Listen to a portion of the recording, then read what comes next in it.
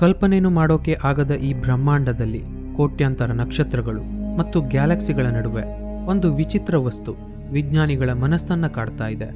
ಅದು ಕತ್ತಲೆಯ ಆಳದಲ್ಲಿ ಅಡಗಿರುವ ಅಗೋಚರ ದೈತ್ಯ. ತನ್ನ ಸಮೀಪಕ್ಕೆ ಬರುವ ಎಲ್ಲವನ್ನು ನುಂಗಿ ಹಾಕುವ ಅದ್ಭುತ ಶಕ್ತಿ ಹೊಂದಿರುವ ಆ ವಿಚಿತ್ರ ವಸ್ತು ಯಾವುದು ಗೊತ್ತಾ? ಇವತ್ತಿನ ಈ ವಿಡಿಯೋದಲ್ಲಿ ಬ್ರಹ್ಮಾಂಡದ ಅತ್ಯಂತ ನಿಗೂಢ ಸ್ಥಳಗಳಲ್ಲಿ ಒಂದಾದ ಬ್ಲ್ಯಾಕ್ ಹೋಲ್ನ ರೋಚಕ ಜಗತ್ತಿಗೆ ಕಾಲಿಡೋಣ. ಸೊ ವಿಡಿಯೋ ತುಂಬಾ ಇಂಟ್ರೆಸ್ಟಿಂಗ್ ಆಗಿರುತ್ತೆ, ಮಿಸ್ ಮಾಡದೆ ಕೊನೆ ತನಕ ನೋಡಿ.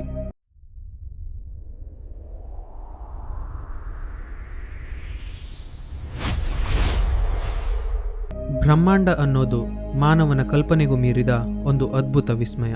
ಇಲ್ಲಿ ಕೋಟ್ಯಾಂತರ ಗ್ಯಾಲಕ್ಸಿಗಳು, ನಕ್ಷತ್ರಗಳು ಮತ್ತು ಗ್ರಹಗಳಿವೆ. ಆದರೆ ಇವೆಲ್ಲವುಗಳ ನಡುವೆ ಅತ್ಯಂತ ಭಯಾನಕ ಮತ್ತು ವಿಜ್ಞಾನಿಗಳನ್ನ ಇವತ್ತಿಗೂ ತಲೆಕೆಡಿಸಿಕೊಳ್ಳುವಂತೆ ಮಾಡಿರುವ ಒಂದು ವಿಚಿತ್ರ ವಸ್ತು ಅಂದ್ರೆ ಅದೇ ಬ್ಲ್ಯಾಕ್ ಹೋಲ್. ಬ್ಲ್ಯಾಕ್ ಹೋಲ್ ಅಂದ್ರೆ ಕೇವಲ ಬಾಹ್ಯಾಕಾಶದಲ್ಲಿರುವ ಒಂದು ಕತ್ತಲೆಯ ಖಾಲಿ ಜಾಗವಲ್ಲ. ಅದು ಅತಿ ಕಡಿಮೆ ಜಾಗದಲ್ಲಿ ಅತಿ ಹೆಚ್ಚು ದ್ರವ್ಯ ರಾಶಿಯನ್ನ ಹೊಂದಿರುವ ಅತಿ ಹೆಚ್ಚು ಸಾಂದ್ರತೆ ಇರೋ ಒಂದು ಪ್ರದೇಶ. ಇಲ್ಲಿನ ಗುರುತ್ವಾಕರ್ಷಣ ಶಕ್ತಿ ಎಷ್ಟೊಂದು ಬಲವಾಗಿರುತ್ತೆ ಅಂದ್ರೆ ವಿಶ್ವದ ಅತ್ಯಂತ ವೇಗವಾಗಿ ಚಲಿಸುವ ಬೆಳಕು ಕೂಡ ಇದರ ಹಿಡಿತದಿಂದ ತಪ್ಪಿಸಿಕೊಳ್ಳಲು ಸಾಧ್ಯವಿಲ್ಲ. ಇದು ತನ್ನ ಹತ್ತಿರ ಬರುವ ಪ್ರತಿಯೊಂದು ವಸ್ತುವನ್ನ, ಗ್ರಹವನ್ನ ಅಥವಾ ನಕ್ಷತ್ರವನ್ನೇ ಆಗಲಿ ನುಂಗಿ ನೀರು ಕುಡಿಯುವ ಬಲಿಷ್ಠ ಶಕ್ತಿಯನ್ನ ಹೊಂದಿರುತ್ತೆ. ಈ ನಿಗೂಢ ಬ್ಲ್ಯಾಕ್ ಹೋಲ್ ಉಗಮ ಮತ್ತು ಅವುಗಳ ಕಾರ್ಯವೈಖರಿಯ ಹಿಂದೆ ಅಡಗಿರುವ ವಿಜ್ಞಾನವು ನಾವು ಬ್ರಹ್ಮಾಂಡವನ್ನ ನೋಡುವ ರೀತಿಯನ್ನೇ ಪ್ರಶ್ನಿಸಿಬಿಡುತ್ತೆ. ಇನ್ನು ವಿಜ್ಞಾನದ ಆಂಗಲ್ನಲ್ಲಿ ನೋಡಿದ್ರೆ ಬ್ಲ್ಯಾಕ್ ಹೋಲ್ ಅನ್ನೋದು ಬ್ರಹ್ಮಾಂಡದ ಒಂದು ಭಾಗವಾಗಿದ್ದು ಅಲ್ಲಿ ಗುರುತ್ವಾಕರ್ಷಣೆಯು ಮಿತಿಮೀರಿ ಕುಸಿದು ಹೋಗಿರುತ್ತೆ.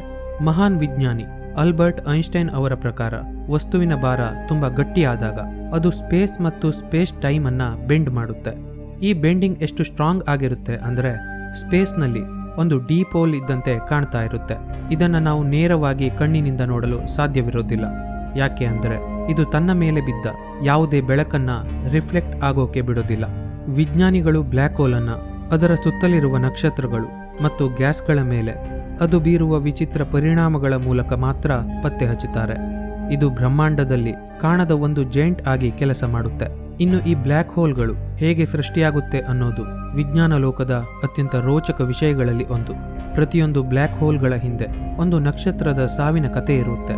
ಸೂರ್ಯನಿಗಿಂತ ಕನಿಷ್ಠ 10 ರಿಂದ 20 ಪಟ್ಟು ದೊಡ್ಡದಾದ ಬೃಹತ್ ನಕ್ಷತ್ರಗಳು ತಮ್ಮ ಆಯಸ್ಸು ಮುಗಿದ ಮೇಲೆ ಈ ಸ್ಥಿತಿಯನ್ನು ತಲುಪುತ್ತೆ. ಒಂದು ನಕ್ಷತ್ರ ಬದುಕಿರುವಾಗ ಅದರ ಒಳಗೆ ಆಟಮ್ ಸೇರಿಕೊಳ್ಳುವ ಪ್ರೊಸೆಸ್ ನಡೆಯುತ್ತೆ. ಅದರಿಂದ ಹೀಟ್ ಮತ್ತು ಎನರ್ಜಿ ಬರ್ತಾ ಇರುತ್ತೆ. ಈ ಶಕ್ತಿಯು ಹೊರಕ್ಕೆ ಒತ್ತಡವನ್ನ ಹಾಕ್ತಾ ನಕ್ಷತ್ರವು ಬೀಳದಂತೆ ತಡೆಯುತ್ತೆ. ಅದೇ ಸಮಯದಲ್ಲಿ ನಕ್ಷತ್ರದ ಗ್ರಾವಿಟಿ ಎಲ್ಲವನ್ನು ಒಳಗೆ ಎಳೆದುಕೊಳ್ತಾ ಇರುತ್ತೆ. ಈ ಎರಡು ಫೋರ್ಸ್ಗಳು ಬ್ಯಾಲೆನ್ಸ್ ಆಗಿದ್ದಾಗ ನಕ್ಷತ್ರ ಹೊಳೆಯುತ್ತಾ ಇರುತ್ತೆ. ಆದರೆ ನಕ್ಷತ್ರದ ಇಂಧನವಾದ ಹೈಡ್ರೋಜನ್ ಖಾಲಿಯಾದಾಗ ಹೊರಗೆ ಒತ್ತಡ ಹೇರುವ ಶಕ್ತಿ ಇಲ್ಲದಂತಾಗುತ್ತೆ. ಆಗ ಗ್ರಾವಿಟಿ ಸ್ಟ್ರಾಂಗ್ ಆಗಿ ನಕ್ಷತ್ರವು ತನ್ನೊಳಗೆ ತಾನು ಕುಸಿಯಲು ಪ್ರಾರಂಭಿಸುತ್ತೆ. ಈ ಭೀಕರ ಕುಸಿತ ಸೂಪರ್ನೋವಾ ಎಂಬ ಬ್ರಹ್ಮಾಂಡದ ಬೃಹತ್ ಸ್ಫೋಟಕ್ಕೆ ಕಾರಣವಾಗಿ ಬಿಡುತ್ತೆ. ಸ್ಫೋಟದ ನಂತರ ಉಳಿದ ನಕ್ಷತ್ರದ ಭಾಗ ಇನ್ನೂ ಕುಗ್ಗುತ್ತಾ ಹೋಗಿ ಒಂದು ಹಂತಕ್ಕೆ ಬಂದಾಗ ಅದು ಬ್ಲ್ಯಾಕ್ ಹೋಲ್ ಆಗಿ ಟ್ರಾನ್ಸ್ಫಾರ್ಮ್ ಆಗುತ್ತೆ. ಬ್ಲ್ಯಾಕ್ ಹೋಲ್ ಅನ್ನ ಹತ್ತಿರದಿಂದ ಗಮನಿಸಿದ್ರೆ ಅದರ ರಚನೆಯಲ್ಲಿ ಕೆಲವು ಪ್ರಮುಖ ಭಾಗಗಳನ್ನು ಗುರುತಿಸಬಹುದು. ಮೊದಲನೆಯದಾಗಿ ಇವೆಂಟ್ ಹೊರೈಸನ್ ಎಂಬ ಗಡಿ ಭಾಗ. ಇದನ್ನ ಹಿಂತಿರುಗಲಾರದ ಗಡಿ ಎಂದು ಕರೆಯಲಾಗುತ್ತೆ. ಯಾಕೆ ಅಂದ್ರೆ ಒಂದು ಸಲ ಯಾವುದೇ ವಸ್ತು ಈ ಗಡಿಯನ್ನ ದಾಟಿದ್ರೆ ಅದು ಯಾವತ್ತೂ ಹೊರಬರಲು ಸಾಧ್ಯವೇ ಇಲ್ಲ. ಬ್ಲ್ಯಾಕ್ ಹೋಲ್ನ ಸುತ್ತಲೂ ಸುತ್ತುವ ಅತಿ ವೇಗದ ಗ್ಯಾಸ್ ಮತ್ತು ಧೂಳಿನ ಮೋಡವನ್ನ ಆಕ್ರಿಷನ್ ಡಿಸ್ಕ್ ಎಂದು ಕರೆಯಲಾಗುತ್ತೆ. ಇದು ತನ್ನ ಚಲನೆಯ ವೇಗದಿಂದಾಗಿ ವಿಪರೀತ ಶಾಖವನ್ನು ಉತ್ಪಾದಿಸಿ ಹೊಳೆಯುತ್ತಾ ಇರುತ್ತೆ. ಬ್ಲ್ಯಾಕ್ ಹೋಲ್ನ ಅತ್ಯಂತ ಒಳಗಿನ ಕೇಂದ್ರ ಭಾಗವನ್ನ ಸಿಂಗ್ಯುಲಾರಿಟಿ ಎಂದು ಕರೀತಾರೆ. ಇಲ್ಲಿ ವಸ್ತುವಿನ ಆಕಾರ 0 ಸೈಜ್ ಆಗಿರುತ್ತೆ ಮತ್ತು ಡೆನ್ಸಿಟಿ ಅನ್ನೋದು ಊಹೆಗೂ ನಿಲುಕದಷ್ಟು ಹೆಚ್ಚಿರುತ್ತೆ. ಅಲ್ಲಿ ನಮ್ಮ ನಾರ್ಮಲ್ ಫಿಸಿಕ್ಸ್ ಲಾಸ್ ಅಪ್ಲೈ ಆಗೋದಿಲ್ಲ. ವಿಜ್ಞಾನವೇ ಅರ್ಥವಾಗದ ರೀತಿ ಬಿಹೇವ್ ಮಾಡ್ತಾ ಇರುತ್ತೆ. ಐನ್ಸ್ಟೈನ್ ಅವರ ಥಿಯರಿ ಪ್ರಕಾರ ಗ್ರಾವಿಟಿ ಹೆಚ್ಚಾಗ್ತಾ ಹೋದಂತೆ ಸಮಯವು ನಿಧಾನವಾಗಿ ಚಲಿಸುತ್ತೆ. ಇದನ್ನ ಟೈಮ್ ಡೈಲೇಷನ್ ಎಂದು ಹೇಳ್ತಾರೆ. ಬ್ಲ್ಯಾಕ್ ಹೋಲ್ನ ಗ್ರಾವಿಟಿ ಪವರ್ ಜಾಸ್ತಿ ಇರೋದ್ರಿಂದ ಅದರ ಹತ್ತಿರ ಹೋಗ್ತಾ ಇದ್ದಂತೆ ಟೈಮ್ ಭೂಮಿಗಿಂತ ಬಹಳ ನಿಧಾನವಾಗಿ ಕಳೆಯುತ್ತೆ. ಫಾರ್ ಎಕ್ಸಾಂಪಲ್, ಒಬ್ಬ ವ್ಯಕ್ತಿಯು ಬ್ಲ್ಯಾಕ್ ಹೋಲ್ನ ಹತ್ತಿರ ಕೇವಲ 1 ಗಂಟೆ ಕಾಲ ಕಳೆದ್ರೆ ಅವನು ಮರಳಿ ಭೂಮಿಗೆ ಬರುವ ಹೊತ್ತಿಗೆ ಇಲ್ಲಿ 100 ವರ್ಷಗಳೇ ಕಳೆದಿರಬಹುದು. ಈ ವಿಚಿತ್ರ ಘಟನೆ ಕೇವಲ ಮೂವಿ ಸ್ಟೋರಿ ಅಲ್ಲ, ಇದು ವಿಜ್ಞಾನವು ಸಾಬೀತುಪಡಿಸಿದ ಸತ್ಯ. ಇದರಿಂದ ಟೈಮ್ ಅನ್ನೋದು ಫಿಕ್ಸ್ ಆಗಿ ಇರಲ್ಲ, ಅದು ಗ್ರಾವಿಟಿ ಮೇಲೆ ಡಿಪೆಂಡ್ ಆಗಿ ಚೇಂಜ್ ಆಗುತ್ತೆ ಅನ್ನೋದು ಇಲ್ಲಿ ಗೊತ್ತಾಗುತ್ತೆ. ಅಷ್ಟಕ್ಕೂ ಮನುಷ್ಯ ಬ್ಲ್ಯಾಕ್ ಹೋಲ್ ಒಳಗೆ ಬಿದ್ದರೆ ಏನಾಗುತ್ತೆ? ಈ ಪ್ರಶ್ನೆಗೆ ವಿಜ್ಞಾನಿಗಳು ಸ್ಪೆಗೆಟಿಫಿಕೇಶನ್ ಎಂಬ ವಿಲಕ್ಷಣ ಹೆಸರನ್ನ ಇಟ್ಟಿದ್ದಾರೆ. ಬ್ಲ್ಯಾಕ್ ಹೋಲ್ನ ಗ್ರಾವಿಟಿಯು ಡಿಸ್ಟೆನ್ಸ್ಗೆ ತಕ್ಕಂತೆ ಅತಿ ವೇಗವಾಗಿ ಬದಲಾಗ್ತಾ ಇರುತ್ತೆ. ನೀವೇನಾದ್ರೂ ತಲೆ ಕೆಳಗಾಗಿ ಬ್ಲ್ಯಾಕ್ ಹೋಲ್ ಒಳಗೆ ಬಿದ್ದರೆ ಕಾಲುಗಳ ಬಳಿ ಗ್ರಾವಿಟಿ ತುಂಬಾ ಸ್ಟ್ರಾಂಗ್ ಆಗಿರುತ್ತೆ, ಆದರೆ ತಲೆಯ ಬಳಿ ಅದು ಕಡಿಮೆ ಇರುತ್ತೆ. ಈ ವ್ಯತ್ಯಾಸದಿಂದಾಗಿ ನಿಮ್ಮ ದೇಹವು ನೂಡಲ್ಸ್ ಅಥವಾ ಸ್ಪೆಗೆಟಿಯಂತೆ ಎಳೆಯಲ್ಪಟ್ಟು ಉದ್ದವಾಗುತ್ತೆ. ಒಂದೇ ಸೆಕೆಂಡ್ನಲ್ಲಿ ದೇಹವು ಪರಮಾಣುಗಳಾಗಿ ವಿಭಜನೆಯಾಗಿ ಬ್ಲ್ಯಾಕ್ ಹೋಲ್ನೊಳಗೆ ಮರೆಯಾಗಿ ಬಿಡುತ್ತೆ. ಇನ್ನು ಎಲ್ಲಾ ಬ್ಲ್ಯಾಕ್ ಹೋಲ್ಗಳು ಒಂದೇ ಸೈಜ್ನಲ್ಲಿ ಇರೋದಿಲ್ಲ. ಸ್ಟೆಲ್ಲಾರ್ ಬ್ಲ್ಯಾಕ್ ಹೋಲ್ಸ್ ಅನ್ನೋದು ನಕ್ಷತ್ರಗಳ ಕುಸಿತದಿಂದ ಉಂಟಾಗುತ್ತೆ ಮತ್ತು ಇವುಗಳ ಸೈಜ್ ಚಿಕ್ಕದಾಗಿದ್ರೂ ಭಾರ ಮಾತ್ರ ತುಂಬಾ ಜಾಸ್ತಿ ಇರುತ್ತೆ. ಇಂಟರ್ಮೀಡಿಯೇಟ್ ಬ್ಲ್ಯಾಕ್ ಹೋಲ್ಸ್ ಅನ್ನೋದು ನೂರಾರು ನಕ್ಷತ್ರಗಳು ಒಂದಕ್ಕೊಂದು ಸೇರುವುದರಿಂದ ಉಂಟಾಗಬಹುದು ಎಂದು ಹೇಳುತ್ತಾರೆ. ಈ ಎಲ್ಲಾ ಬ್ಲ್ಯಾಕ್ ಹೋಲ್ಗಳಿಗಿಂತ ಅತ್ಯಂತ ದೊಡ್ಡ ಮತ್ತು ಶಕ್ತಿಶಾಲಿಯಾಗಿರೋದು ಸೂಪರ್ ಮ್ಯಾಸಿವ್ ಬ್ಲ್ಯಾಕ್ ಹೋಲ್ಗಳು.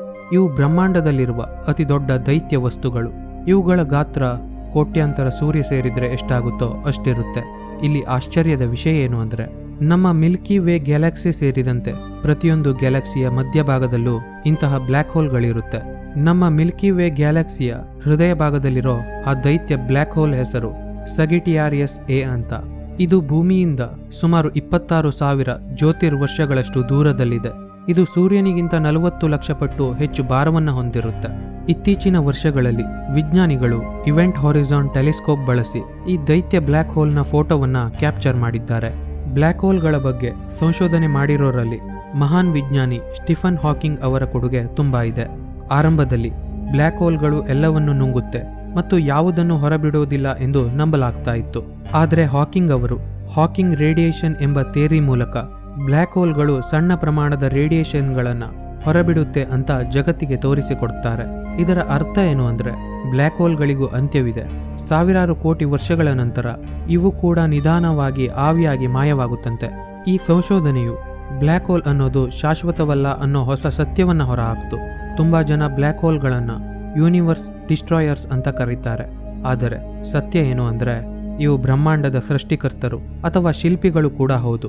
ಬ್ಲ್ಯಾಕ್ ಹೋಲ್ಗಳ ಅತಿ ಹೆಚ್ಚಿನ ಗ್ರಾವಿಟಿ ಗ್ಯಾಲಕ್ಸಿಯಲ್ಲಿರುವ ಕೋಟ್ಯಾಂತರ ನಕ್ಷತ್ರಗಳನ್ನ ಒಂದು ನಿರ್ದಿಷ್ಟ ಕ್ರಮದಲ್ಲಿ ಹಿಡಿದಿಡಲು ಸಹಾಯ ಮಾಡುತ್ತೆ.